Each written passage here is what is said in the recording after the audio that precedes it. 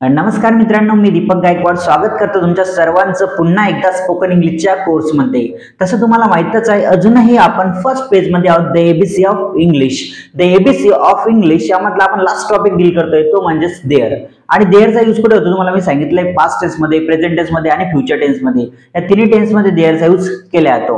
आणि माहिती का तुम्हाला एक्झॅक्ट यूज कुठे होतो देअरचा, तर फॉर एक्झाम्पल माहिती का आपल्या गावामध्ये काय आहे, काय नाही, काय होतं आणि काय होईल यांचं अस्तित्व दाखवण्यासाठी माहिती का देअरचा यूज केला जातो. फॉर एक्झाम्पल तुम्हाला म्हणायचंय माझ्या गावामध्ये कॉलेज आहे, तर तुम्ही कसं म्हणणार, there is a college in my village. There is a college in my village. माझ्या गावामध्ये कॉलेज आहे, अशा पद्धतीने. आता माहिती का आपण जेवढे पण उदाहरणं बघणार आहोत या ठिकाणी ते सर्व माहिती का वर्तमान काळातले उदाहरण बघणार आहोत. म्हणून या ठिकाणी मी लिहिले देअर इन द प्रेझेंट. तर पहिले एक्झाम्पल्स आपण तेच बघू की माझ्या गावामध्ये कॉलेज आहे. तुम्ही कसं म्हणणार इंग्लिशमध्ये, there is a college. There is a college. There is a college. There is a college in my village. There is a college in my village. तुम्हाला असं म्हणायचं, आता फॉर एक्झाम्पल तुम्हाला असं म्हणायचंय अनेक माणसे आहेत, तर तुम्ही कसं म्हणणार, there are many peoples. There are many peoples. अनेक माणसे आहेत. म्हणून कधी कधी म्हणायचं काम पडते आपल्याला, तिकडे अनेक माणसे आहेत, तर मग कसं म्हणणार, there are many peoples. There are many peoples. There are many peoples. Many peoples. अनेक माणसे आहेत. There are many peoples. तिकडे तिकडे म्हणायचं असेल तर तिकडे अजून आपल्याला there are many peoples there टाकावं लागेल तिकडे आणखी. देअर म्हणजे तेथे अनेक माणसं आहेत, तेथे अनेक माणसं आहेत. आता समजा फॉर एक्झाम्पल तुम्ही ते देअर टाकू शकता आपण, तसं काही नाही देअर. तर आता आपल्याला असंच म्हणायचं फॉर एक्झाम्पल की तिकडे माणसं आहेत, there are many peoples there. इकडे तुम्ही देअर घेऊ शकता परत. या देअरचा अर्थ काय होतो, तेथे. तेथे अनेक माणसे आहेत. पण हा जो देअर आहे की सुरुवातीचा, याचा अर्थ काय माहिती का, याचा अर्थ या वाक्यामध्ये काही नाही, त्याचा फक्त एक इंट्रोडक्टरी वर्ड म्हणून म्हणजे सुरुवातीचा शब्द म्हणून त्याला वाक्यामध्ये घेतलंय बस. पण या देअरचा अर्थ काय होतो, तेथे. तेथे अनेक माणसे आहेत, अशा पद्धतीने. आता नेक्स्ट एक्झाम्पल बघा. फॉर एक्झाम्पल तुम्हाला असं म्हणायचंय काळजी नाही, चिंता नाही. चिंता नाही तर कसं म्हणणार, there is no worry. There is no worry. चिंता नाही. तर तुम्ही काय म्हणणार, देअर इज नो वरी. चिंता नाही. देअर इज नो वरी. शक नाही, अजिबात शक नाही. आता कधी कधी म्हणायचं काम पडतं आपल्याला, आज शक नाहीये, मला तुझ्यावर बी शक नाहीये आणि तिच्यावर पण शक नाही, अजिबात शक नाही. तर काय म्हणता तुम्ही, शक नाही तर कसं म्हणायचं, there is no doubt. There is no doubt. शक नाही. There is no doubt. There is no doubt. There is no doubt. आता समजा तुम्हाला असं म्हणायचंय, तुम्हाला असं म्हणायचंय की बाबा बँकमध्ये कोणी नाही, तर कसं म्हणणार, there is no one in the bank. बँकमध्ये कोणी नाही तर कसं म्हणणार, there is no one in the bank. There is no one. There is no one in the bank. In the bank. बँकमध्ये कोणी नाही, there is no one in the bank. ऑफिसमध्ये कोणी नाही तर कसं म्हणणार, there is no one in the office. ऑफिसमध्ये कोणी नाही. कॉलेजमध्ये कोणी नाही तर कसं म्हणणार, there is no one in the college. कॉलेजमध्ये कोणी नाही. हॉस्पिटलमध्ये कोणी नाही, there is no one in the hospital. अशा पद्धतीने तुम्ही अनेक सेंटेन्स क्रिएट करू शकता. आता बघा तुम्हाला असं म्हणायचंय माहिती का, पैसे नाही तर कसं म्हणणार, there is no money. There is no money. पैसे नाही. There is no money. पैसे नाही, अशा पद्धतीने. अरे बाबा जॉबच नाही तर पैसे कुठे ना, जॉबच नाही. There are no jobs. There are no job. Job नाही यार, there are no job. There are no job. Job नाही बाबा, देअर आर नो जॉब. अशा पद्धतीने एक्झाम्पल्स तयार करायचे. काही एक्झाम्पल्स आपण इकडे बघू. बघा हा जो देअर टॉपिक आहे हा खूप मोठा टॉपिक आहे, कारण याचा यूज तिन्ही टेन्स मध्ये होतो, प्रेझेंट टेन्स, फ्युचर टेन्स आणि पास्ट टेन्स. त्यामुळे मध्ये याच्यावर बरेचसे एक्झाम्पल्स आपण घेणार आहोत. आता बघा फॉर एक्झाम्पल आपल्याला मला म्हणायचंय पैसे आहे का, आपल्याला क्वेश्चन करायचं आहे. आता काय करायचं म्हणजे आपल्याला क्वेश्चन करायचंय, तर क्वेश्चन कसं करणार आपण, किंवा पैसे आहे का कसं विचारणार तुम्ही माहिती का, तुम्ही कसं विचारायचं, is there money. Is there मनी. पैसे आहे का. इज देअर मनीचा अर्थ काय होतो, पैसे आहे का. Is there money. Is there मनी. पैसे आहे का. इज देअर मनी. पैसे आहे का. आता म्हणजे फॉर एक्झाम्पल आता तुम्हाला असं म्हणायचंय बँकमध्ये कोणी आहे का, बँकमध्ये कोणी आहे का, तर कसं म्हणणार, is there anyone in the bank, is there anyone in the bank, बँकमध्ये कोणी आहे का, is there anyone in the bank. हे काय प्रश्न आहेत, बँकमध्ये कोणी आहे का, is there anyone in the bank, office मध्ये कोणी आहे का, is there anyone in the office,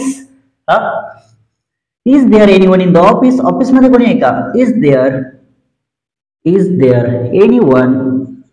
anyone in the office, office मध्ये कोणी आहे का, अशा पद्धतीने क्वेश्चन करायचे. फॉर एक्झाम्पल तुम्हाला काय विचारायचं माहितीये का, किंवा काही टेन्शन आहे का, काही टेन्शन आहे का असं विचार, काही टेन्शन आहे का, तर कसं विचारणार, is there any tension, is there any tension, काही टेन्शन आहे का, is there any tension. For example तुम्हाला असं विचारायचं काही प्रॉब्लेम आहे का, एखादा मित्र असेल तुमचा, तुम्हाला असं वाटतं तो अडचण येतो, तुम्हाला विचारायचं आहे त्याला की तू काही प्रॉब्लेम आहे का, तर कसं विचारणार, is there any problem, is there any problem, काही प्रॉब्लेम आहे का, तर त्या ठिकाणी कसं विचारायचं, is there any problem, is there any problem, is there any problem, problem आहे काही प्रॉब्लेम आहे का तर मला असेल तर सांग, काही टेन्शन आहे का, is there any tension, is there any tension, काही टेन्शन आहे का, is there any tension, is there any tension, is there any tension, काही टेन्शन आहे का असेल तर सांग बाबा मला. हे बघा अशाच कहाणी तयार होते, काही टेन्शन असेल तर सांग, काही अडचण आहे का तुला सांग मला, मी सॉल्व्ह करतो तुझा प्रॉब्लेम, असेच सेंटेन्स क्रिएट होतात आणि मग ते इंग्लिशमध्ये क्रिएट करायचे असेच. आता समजा असं मला म्हणायचंय, मला काय विचारायचं नाही का, अनेक प्रश्न आहेत तर कसं म्हणणार, देर आर मेनी क्वेश्चन, अनेक प्रश्न आहेत तर मी कसं म्हणणार, there are many question, there are many question, there are many question, अनेक प्रश्न आहे. आता फॉर एक्झाम्पल तुम्हाला असं म्हणायचंय तुमच्या कंपनीमध्ये जॉब आहे का, तुमच्या कंपनीमध्ये जॉब आहे का, कसं विचारणार, प्रश्न विचारायचा आपल्याला, तुमच्या कंपनीमध्ये जॉब आहे का, is there any job in your company, काय विचारायचं मग, is there any job in your company, is there any job, is there any job, is there any job in your company, तुमच्या कंपनीमध्ये काही जॉब आहे का असेल तर सांगा बरं मला, is there any job in your company, अशा पद्धतीने. हा तुमच्या ऑफिसमध्ये काही जॉब मिळेल का मला, तुमच्या ऑफिसमध्ये किंवा तुमच्या कॉलेजमध्ये काही जॉब मिळेल का मला ऍज अ टीचर म्हणून, is there any job in your college, काय विचारायचं मग, is there any job, is there any job, is there any job in your college, तुमच्या कॉलेजमध्ये मला जॉब मिळेल का, अशा पद्धतीने. आता फॉर एक्झाम्पल तुम्हाला प्रश्न करायचा आहे, पैसे आहे का, एखाद्याला आपल्याला कधी कधी मागतो, आपल्याला गरज पडते, पैसे विचारायला लागतात, पैसे आहे का असेल तर द्या बरोबर, पैसे आहे का, तर कसं म्हणणार, पैसे आहे का, इज देअर मनी, पैसे आहे का, इज देअर मनी, काय म्हणायचं मग, इज देअर मनी, पैसे आहे का, is there money, is there मनी, पैसे आहे का, पैसे नाही, देअर इज नो मनी, तो म्हणेल पैसे नाही, देअर इज नो मनी, पैसे नाही, अशा पद्धतीने. तो सेंटेन्स आपण त्या ठिकाणी घेतला. पैसे आहे का, तुम्हाला प्रश्न विचारायचा पैसे आहे का, तर कसं विचारणार, इज देअर मनी, पैसे आहे का असं विचारणार, इज देअर मनी, पैसे नाही का तर कसं म्हणणार, पैसे नाही का, तुमच्याकडे पैसे नाही का तर कसं म्हणणार, is there not money, is there not money, पैसे नाही का, is there not money, is there not money, पैसे नाही का, अशा पद्धतीने. इज देअर नॉट मनी हा काय क्वेश्चन आहे, हे दोन्ही काय क्वेश्चन आहे, पैसे आहे का हा पण काय क्वेश्चन आहे. आता बघा तुम्हाला एक सेंटेन्स फॉर एक्झाम्पल तुम्हाला एक उदाहरण देतो मी आणि ते उदाहरण मध्ये तुम्हाला 4 फॉर्म मध्ये करून दाखवतो, पॉझिटिव्ह, निगेटिव्ह, क्वेश्चन आणि निगेटिव्ह अँड क्वेश्चन. त्याच्यामुळे काय म्हणजे तुमच्या मिस्टेक्स कमी होतील. त्यामध्ये एक मिस्टेक होती, सहसा एक मिस्टेक होत असते ज्यावेळेस तुम्ही 4 फॉर्म मध्ये करताना, त्यावेळेस ती होणार नाही तुमच्या याच्यानंतर. हे एक्झाम्पल तुम्हाला एका एक्झाम्पल वरून तुम्हाला मी समजून सांगतो. ते मित्रांनो तुम्ही प्रॅक्टिस करताय ना, पण यार मला कमेंट मध्ये सांगत जा की तुम्ही प्रॅक्टिस, हा मी प्रॅक्टिस करतोय, म्हणजे कसं मला कळते तरी नाही खरंच तुम्ही प्रॅक्टिस करताय. पण कोणीही कमेंट मध्ये काहीही लिहत नाही, मला कळत पण नाही की प्रॅक्टिस चालू आहे की नाही, करताय की नाही. जे पण काही विद्यार्थी करत असतील त्यांचं तरी मला कळायला पाहिजे. बाकींचे जाऊ द्या, काही जण काही करत नाही प्रॅक्टिस वगैरे, त्यांना काही शिकण्याची इच्छा नसतात. काही जण फक्त टाइमपास म्हणून बघायला येतात की सरांना जमते का नाही शिकवणं, ते सुद्धा बघायला काही जण येत असतात. तसे पण काही जण असतात. आता फॉर एक्झाम्पल आपण काय बघू माहिती आहे की देअर इज अ क्वेश्चन, हेच एक्झाम्पल बघू आपण. There is a question, there is a question, there is a question, याचा अर्थ काय होतो, एक प्रश्न आहे. देअर इज अ क्वेश्चन, हे काय झालं, पॉझिटिव्ह सेंटेन्स झालं. हे झालं पॉझिटिव्ह सेंटेन्स. आता आपल्याला निगेटिव्ह सेंटेन्स करायचंय. निगेटिव्ह सेंटेन्स कसं करणार आपण, there is not a question, there is not a question, there is not a question, there is not a question, प्रश्न नाही, प्रश्न नाही. याचा अर्थ काय होतो, एक प्रश्न, एकही प्रश्न नाही, एक प्रश्नही नाही, एकही प्रश्न नाही. There is not a question. आता समजा तुम्हाला काय करायचं माहिती का, क्वेश्चन करायचं आहे तुम्हाला. काय करायचंय, क्वेश्चन. क्वेश्चन कसं करणार आपण, is there a question, is there a question, प्रश्न आहे का, प्रश्न आहे का. तुम्हाला असं म्हणायचं प्रश्न आहे का, तर कसं करणार तुम्ही, इज देअर अ क्वेश्चन. काय म्हणायचं मग, is there a question, is there a question, प्रश्न आहे का.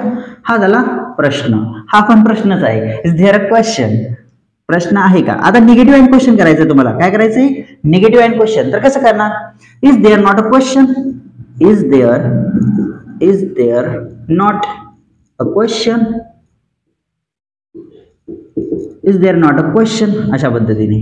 हे झाले 4 फॉर्म मध्ये. झालं आपलं पॉझिटिव्ह, निगेटिव्ह, क्वेश्चन आणि निगेटिव्ह क्वेश्चन. हे झाले 4 फॉर्म मध्ये. असं प्रत्येक जण करतंय आणि करेक्ट पण येते. आणि तुम्हाला माहिती का, हे जे 2 सेंटेन्स आहे का नाही बघा, हे एक सेंटेन्स आणि हे लास्ट वाला एक सेंटेन्स, याला माहिती आहे अजून दुसऱ्या मेथडने सुद्धा करता येते आपल्याला. फॉर एक्झाम्पल बघा, आता there is a no question, तुम्ही याला कसं म्हणू शकता, निगेटिव्ह सेंटेन्सला माहिती का, there is no question, there is no question, there is no question, असं सुद्धा तुम्ही त्या सेंटेन्सला करू शकता.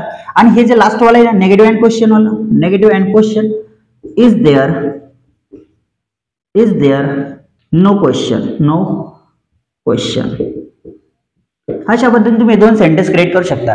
ज्यावेळेस तुम्ही नोचा यूज करता का नाही, ज्यावेळेस आपल्याला नोचा यूज करायचा असेल त्यावेळेस आर्टिकल लागत नाही. हे जे आर्टिकल असतं का नाही, नॉटच्या नंतर लागतं अ वालं, हे लागत नाही. जर तुम्ही डायरेक्ट क्वेश्चन केला असता तर त्यामध्ये नो केलं तर देअर इज नो क्वेश्चन, प्रश्न नाही, आणि इज देअर नो क्वेश्चन, प्रश्न आहे का. याचा अर्थ का तो, इज देअर नो क्वेश्चन, प्रश्न आहे का, नाही प्रश्न नाही का. याचा अर्थ का तो, इज देअर नो क्वेश्चन, प्रश्न नाही का. याचा अर्थ होतो प्रश्न नाही का. फक्त या ठिकाणी आपल्याला अ टाकायचं काम नाही, कारण आपण काय यूज केलं या ठिकाणी, नो. जर आपण नो यूज केलं तर आर्टिकल टाकायचं काम नाही. नॉट जर केला यूज तर त्याच्यानंतर आपल्याला आर्टिकल लावाच लागेल. अशा पद्धतीने तुम्हाला प्रॅक्टिस करणे. आणि माहिती काही समजून समजलं असेल तुम्हाला, नक्कीच मला आशा आहे. जेवढे सेंटेन्स याच्या अगोदर पण लिहून गेले होते ना, ते सर्व सेंटेन्स लिहून घ्यायचे. हे पण सर्व सेंटेन्स लिहून घ्यायचे आणि प्रत्येक सेंटेन्सला असं 4-4 फॉर्म मध्ये प्रॅक्टिस करत राहायची. तर चला, व्हिडिओ पाहत राहा, शिकत राहा, निश्चितच तुम्ही स्पोकन इंग्लिश शिकणार आहात. Thank you so much for watching this video. See you in the next class.